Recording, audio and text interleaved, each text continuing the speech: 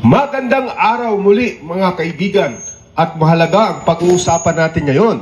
Ito ay tungkol sa rules of procedure in administrative cases in Department of Education. So simulan natin mga kaibigan. Una, talakayin natin ang disciplining authority. The secretary shall have original and exclusive jurisdiction for disciplinary action against officer at its central office and against presidential appointee. So they are undersecretary, assistant secretaries, regional directors, assistant regional directors, superintendent, and assistant superintendent.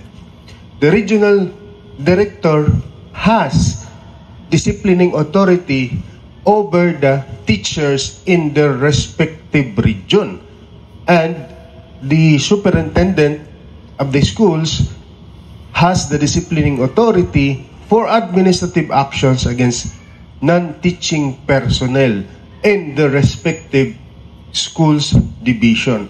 So yan po ang pakakatandaan natin mga kaibigan, yung disciplining authority. Where shall we file complaint? Pag may complaint tayo against undersecretary, assistant secretary, regional director, assistant regional director, superintendent, assistant superintendent, it will be lodged in the office of the secretary at the central office. Now, pag may reklamo tayo sa teacher, saan natin ipa-file? Doon sa regional office, because the regional directors disciplining authority in their respective regions. Then, pag may reklamo, complaint against non-teaching employees, yung ating mga administrative officer, ADAS 2 and ADAS 3, and other non-teaching employees, ang may jurisdiction dyan, ang schools division superintendent in their respective division. Now, we go to the grounds for disciplinary actions. These are classified into three: grave offenses, least grave offense, and light offenses. What are those grave offenses? Grave offenses are those which may be punished with dismissal from service for the first offense or a maximum of 1 year suspension for the first offense and dismissal from the service for the second offense. Yan. So, ang grave offenses, ito yung mga offenses na may punishment of dismissal on the first offense and 1 year suspension for the first offense and dismissal for the second offense. So, tinatawag dito na offense, for example, if the employee have already case, then it was decided by the disciplining authority that employee was convicted. So, yun yung first offense. Pero hindi siya nadala, gumawa pa uli siya ng offenses. Then, kinasuhan ulit.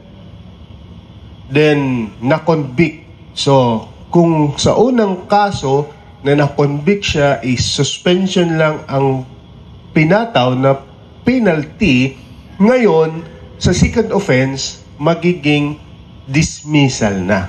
Okay? So, yun yung ibig sabihin ng first offense at second offense. Hindi ibig sabihin, for example, dishonesty. She has been dishonest in the DTR. For example, for the month of January, naging dishonest. For the month of February, naging dishonest din siya. Hindi yan ibig sabihin na per act of dishonesty. Per case. Kung na-convict siya, kinasuhan, yun yung first offense. Next, what are least grave offenses? Least grave offenses are those punishable with 1 month and 1 day to 6 months of suspension for the first offense and dismissal for the second offense. Light offenses are those punishable with reprimand for the first offense suspension up to 30 days for the second offense, and dismissal for the third offense. So dito sa light, first offense mo, reprimand lang muna, but if you commit the same act in the future, you will suffer from suspension. And again, if you commit the same act in the future, you will already be dismissed from the service. So those are the classification of offenses. Let us enumerate specifically what are those grave offenses. Number one is dishonesty, the concealment or distortion of truth which shows lack of integrity or disposition to defraud, cheat, deceive, or to betray, an intent to violate the truth. So what are the classifications of serious dishonesty? Serious dishonesty has caused damage and grave prejudice to the government, gravely abuse his authority in order to commit dishonest act. Respondent is accountable officer. The dishonest act directly involves property, accountability, forms or money for which he is directly accountable, and respondent shows intent to commit material gain. Yan. So yun po yung dishonesty, serious dishonesty. Less serious dishonesty.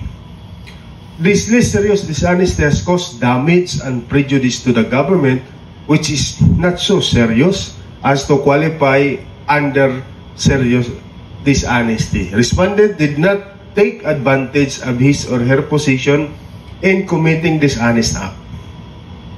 Then we have also simple dishonesty. The act did not cause damage or prejudice to the government. No direct relation to or does not involve duties and responsibilities of the respondent. Falsification of any document where the information falsified is not related to his or her employment, and dishonest act did not result in any gain or benefit to the offender. Okay, what else? Grave offenses. We have gross neglect of duty.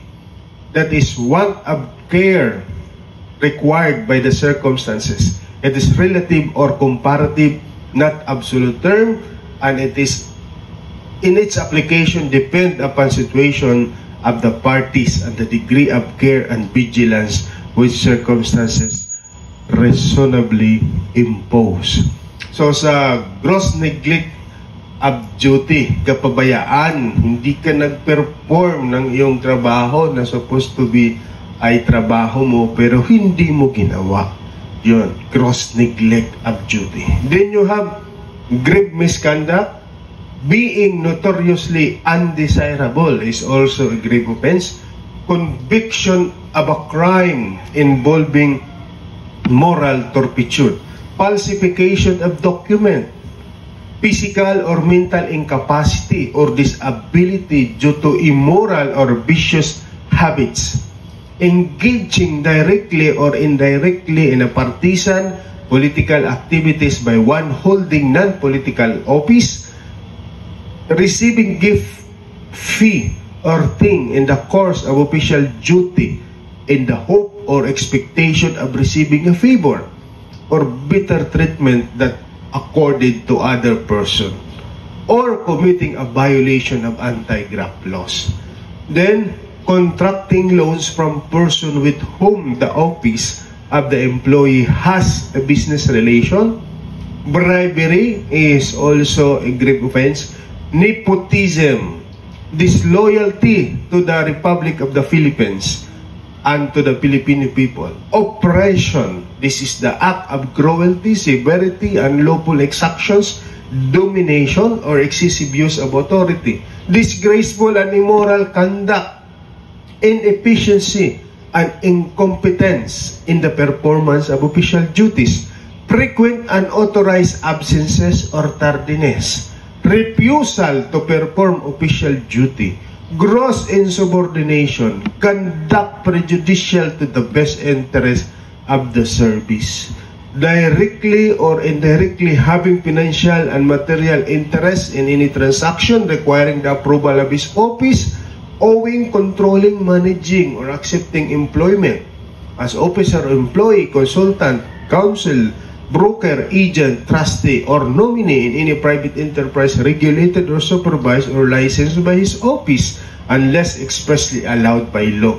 Disclosing or misusing classified information officially known to him by reason of his office, not made available to the public to further his private interest or prejudice public interest. Recommending any person to any position in a private enterprise which has a regular or pending official transaction with his office. So those are grave offenses. Now we go to the less grave offenses. These are simple neglect of duty, simple misconduct, violation of existing civil service law and rules of serious nature, insubordination, habitual drunkenness, unfair discrimination, rendering public service due to a party affiliation or preference, failure to file SALN. Yan. So, it's a less grave, failure to file SALN. Number 8, failure to resign from his private position in the private business enterprise within 30 days from assumption of public office when conflict of interest arises. What are light offenses?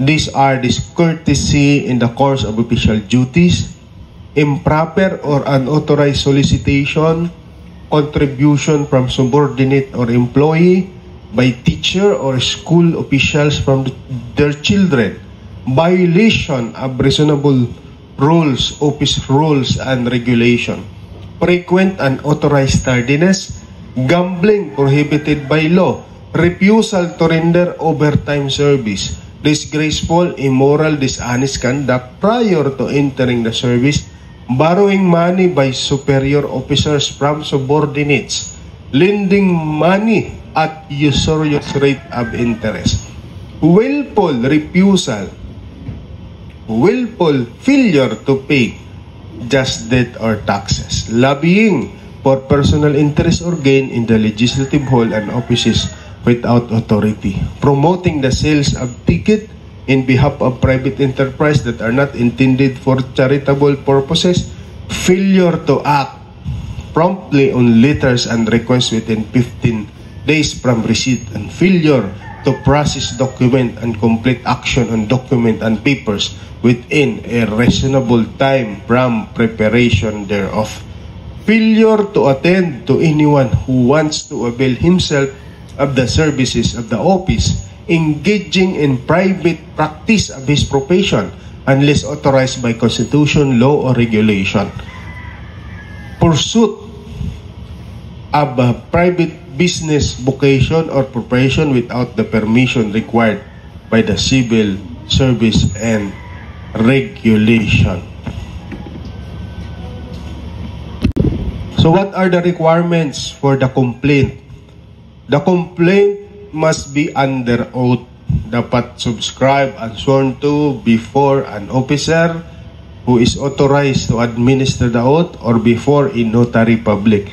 You have also to state the name and the address of the complainant and the respondent. Then you have the narration of relevant and material facts which describe the acts or omission allegedly committed by the person. So you have to remember that it is relevant and material facts only which is related to the acts complaint. Huwag nyo nang ilalagay doon ang hindi naman in relation to the action that you complain against an employee.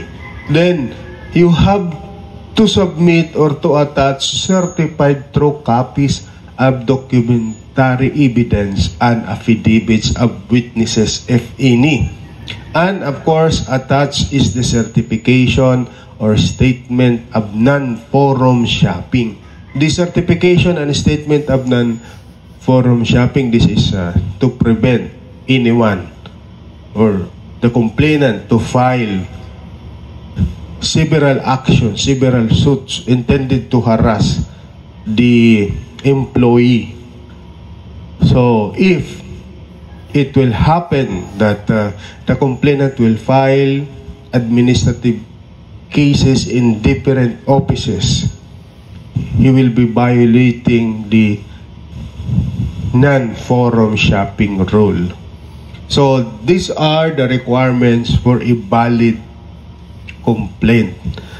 For example, hindi yan nasunod, the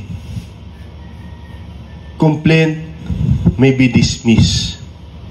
Complainant is anonymous, the complaint may be dismissed except if the Department of Education will take cognizance of the case and file it motu proprio.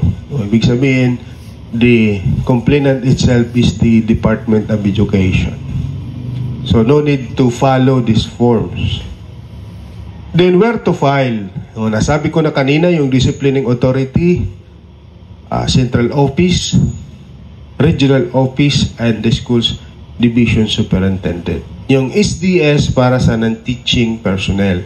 Yung teachers sa regional director, sa central office, sa secretary, pag ASIC, pag USIC, ASIC, RD, ERD, SDS, and ESDS. Now, can you withdraw the complaint filed? Yun yung tanong. Kasi may mga pagkakataon na after you have filed a complaint, nakikiusap yung employee na i-withdraw na lang yung complaint, nagmamakaawa. Ikaw naman na nag-file ng complaint, naaawa ka din doon sa employee. So can you withdraw the complaint filed? Of course, yes. However, it does not mean that it will result to the outright dismissal of the case or exoneration of the person for any administrative liability, because if there is a merit to the allegations of the complaint, it shall be given due course without the complainant in a motu proprio case. So, because in administrative case, the complainant is just a mere witness. The aggrieved party really is the government, the integrity, and the image of your profession. For example, in dishonesty in filling out the DTR, it's not the principal who is the offended party. It's not the superintendent. It's not the regional director who is the offended party.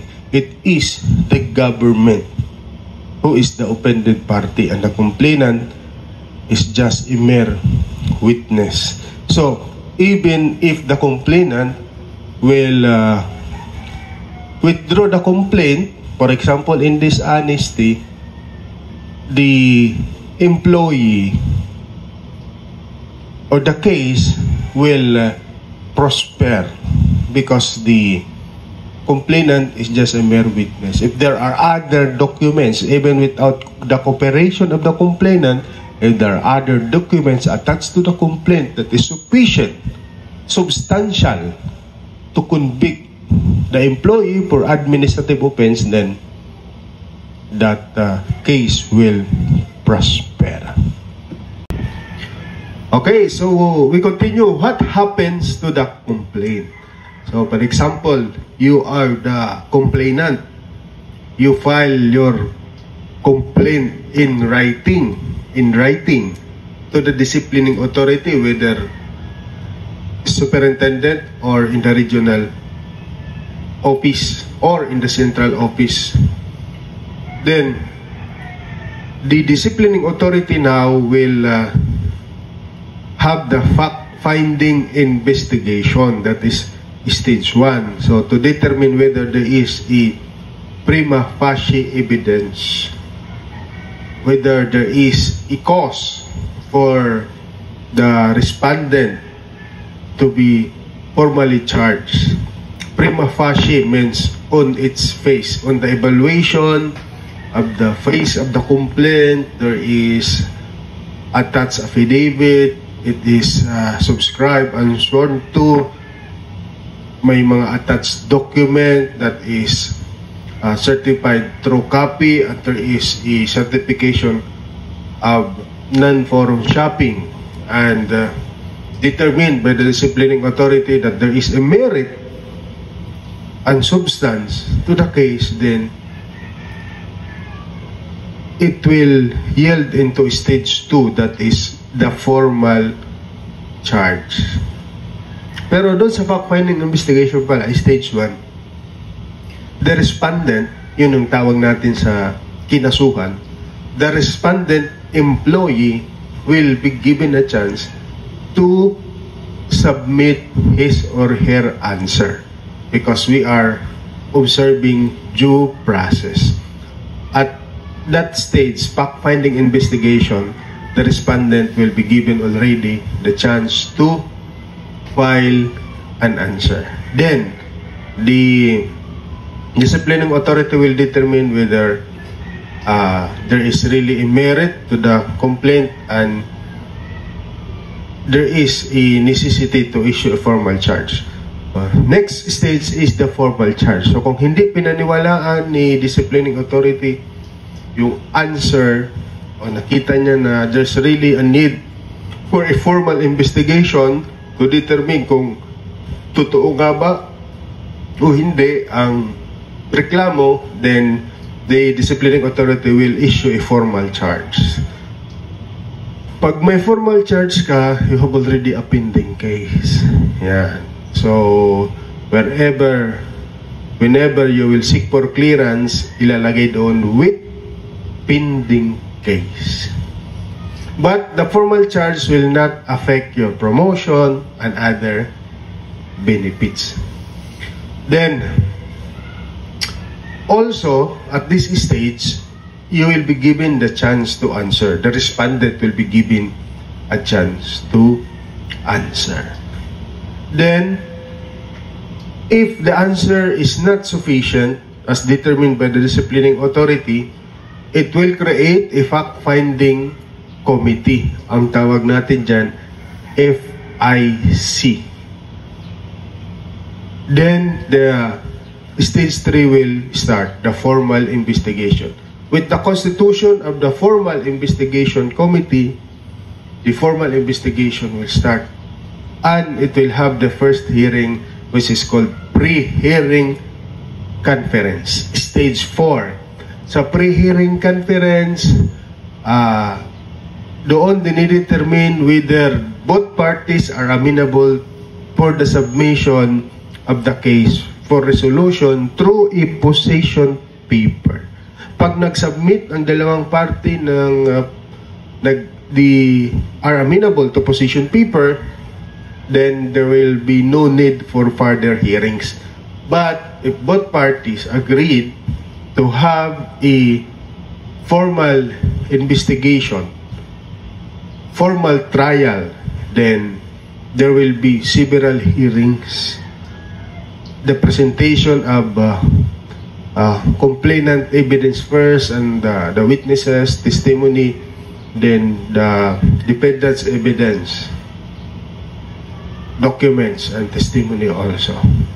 So, medyo matagal pag formal hearing. Pero pag through position paper, documents na isasabit, atas the affidavit, then it will be submitted for resolution. Only one hearing, pre-hearing conference. Then, what happened? What will happen in the pre-hearing conference? Aside from agreement whether to submit the case for position paper, it will also, the facts for stipulation will also be determined, the issues to be tackled, and will be limited. The issues will be limited, and the number of witnesses to be presented. The documents, what are the documents to be presented and scheduled for subsequent hearing if it is a formal trial type investigation. But if it is a submission of position paper, they will agree as to the number of days that will be allotted for the submission of the position paper. Then, if both parties have already submitted the position paper after the formal trial type hearing was done, the FIC, Formal Investigation Committee, will submit to the disciplining authority a formal investigation report. So their recommendation is just a recommendation.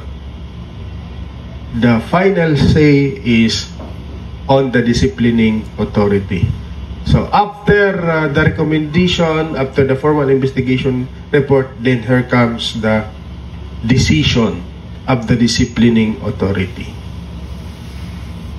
So in the formal charge, if the investigator, the legal officer, or any assigned person is able to establish a prima facie case against the person complained of, formal charge shall be issued. Then the respondent must submit answer under oath in not less than 3 days, 72 hours from receipt thereof. Note that additional evidence, sworn statement of witnesses in support of respondent defense may be also submitted. So failure to submit an answer within 5 days from the receipt thereof shall be considered as waiver for the formal and the formal investigation shall commence. Yan. So, hindi nag-submit si respondent employee ng kanyang answer within 5 days, then the formal investigation shall commence with or without the answer. Upon the motion of the complainant or motu proprio, preventive suspension may be issued immediately after a formal charge. So, yung preventive suspension. Suspension not as penalty. So, there are two kinds of suspension. Preventive suspension, then suspensions as penalty. During the formal charge, service of formal charge, a suspension also may be served, preventive suspension, to the respondent employee. That is to prevent the respondent from the access to the evidence, to tamper the evidence that might be used against him or her. So there is a preventive suspension. Preventive, a maximum of 90 days for deep and administrative cases. So this is not yet penalty. Iba yung suspension as penalty. Ito preventive suspension. That is done in order for the respondent not to tamper or to access the evidence that will be supposed to be used against him or her. During the formal investigation, as I have said, magkikreate ng formal investigation committee, yung disciplining authority. The first hearing will be pre-hearing conference, then the continuous hearing until terminated if they will not resort to submission of position paper. Then the committee, formal investigation committee, will submit a report and the recommendation. Then the disciplining authority will have the decision. So the pendants of the case shall not disqualify the respondent from promotion or claiming maternity or paternity benefits. So even if there's a formal charge, it will not disqualify the respondent employee for promotion. No publicity shall be given to any administrative case against teacher during the pendency of the case. We observe strict confidentiality for all cases. So hindi natin maaring i-publish yung kaso ng employee o respondent employee. Now we go to the decision of disciplining authority. The disciplining authority shall render his or her decision within 30 days from the receipt of the report of investigation. If the decision of the RD impose a penalty of removal, it shall be subject to the confirmation, modification, disapproval of the Secretary of Education. So, if the recommendation or the decision of the regional director is to remove the teacher from service, dismissal from the service, it has with the concurrence of the Secretary of Education. Siyempre, mabigat na penalty yan. So, dapat mayroong confirmation. It may be confirmed, modified, or disapproved by the Secretary of Education.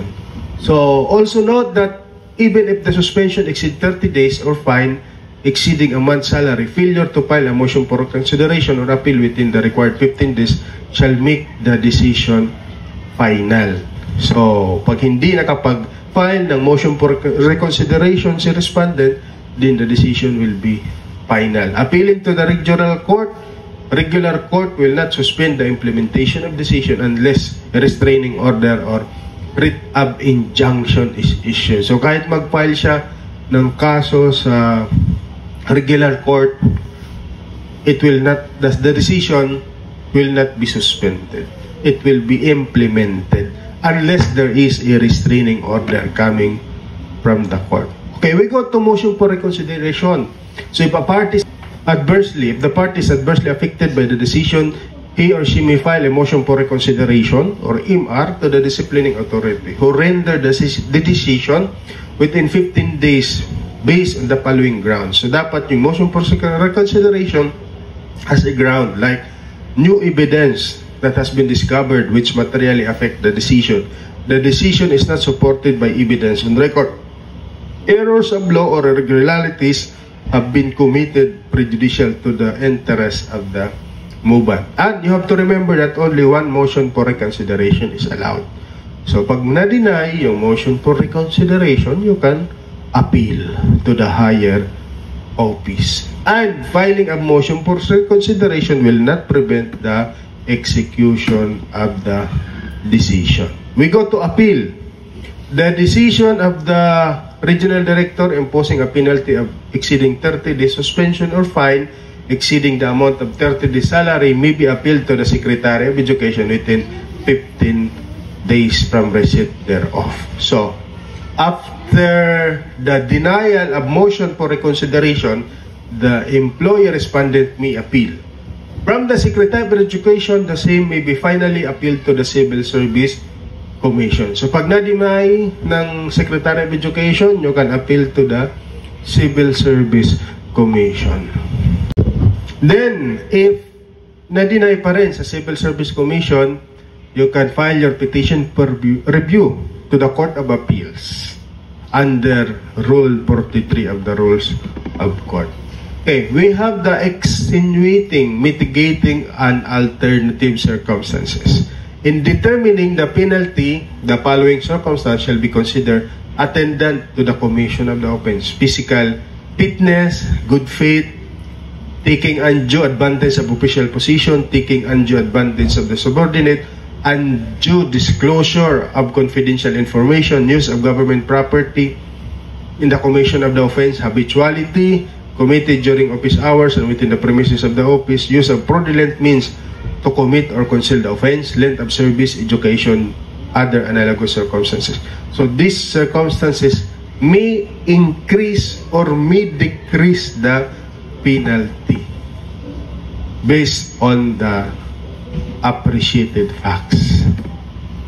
So, note on the penalties: if there are two penalties or guilty of two or more charges, the penalty to be imposed should be that of the most serious charge, and the rest are considered aggravating circumstances. So, pag several offenses, na-convict siya, the penalty will be on the most serious charge.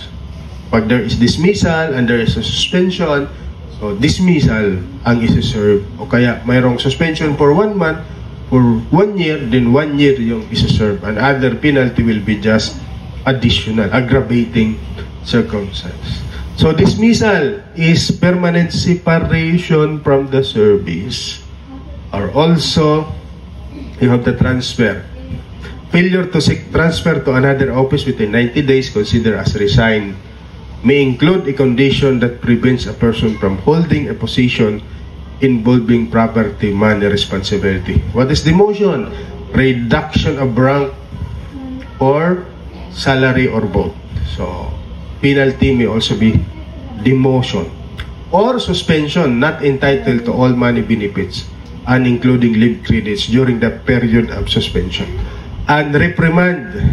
Reprimand does not carry any accessory penalty or temporary cessation thereof. So, reprimand does not carry any accessory penalty. Wala. Hindi niya sasabihin na comes with the reprimand is the forfeiture of benefits. So, reprimand has no accessory penalty.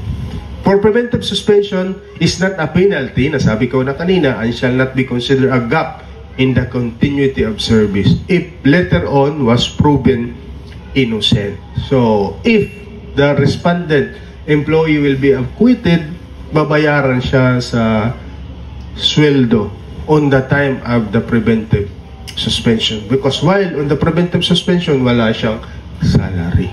Pero pag na-acquit, na-reprimand, babayaran. Babalik sa kanya yung salary. Maximum of 3 months kung nasuspende siya for 3 months. Administrative accessory to the administrative penalty. Okay, so aside from suspension, dismissal, demotion, and transfer, meron siya mga kaakibat na penalties. For example, dismissal comes with it cancellation of eligibility or forfeiture of retirement benefits, disqualification for reinstatement or re-employment in the government office, and disqualification for promotion. Pwede rin. The penalty is demotion with disqualification for promotion. Then, bar from taking any civil service exam. So, these are accessory penalty. It comes with the penalties. Kasali siya doon sa penalties. Suspension or dismissal with forfeiture of retirement benefits. Yung forfeiture, yun yung administrative accessory. Okay, salamat. Thank you. You can visit us on our Facebook page at Attorney Resty T. Adarayan. Bye-bye.